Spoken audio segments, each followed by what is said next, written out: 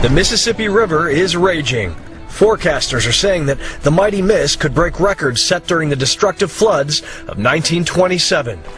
Towns up and down the river, from Illinois to Kentucky, Missouri to Arkansas, and Tennessee to Mississippi, are being evacuated, and the flooding is still in the early stages.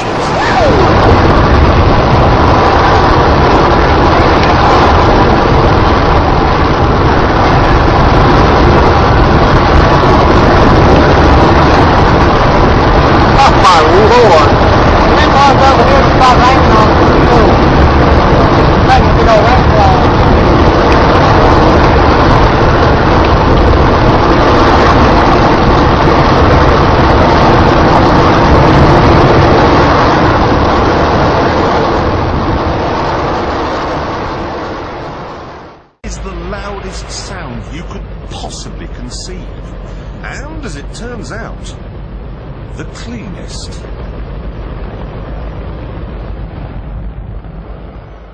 Now, the most amazing thing is that that cloud up there, which was generated by the engine, is just a mixture of hydrogen and oxygen. It's water vapor. And in about an hour's time, someone in Mississippi is going to get wet washing. It will actually rain.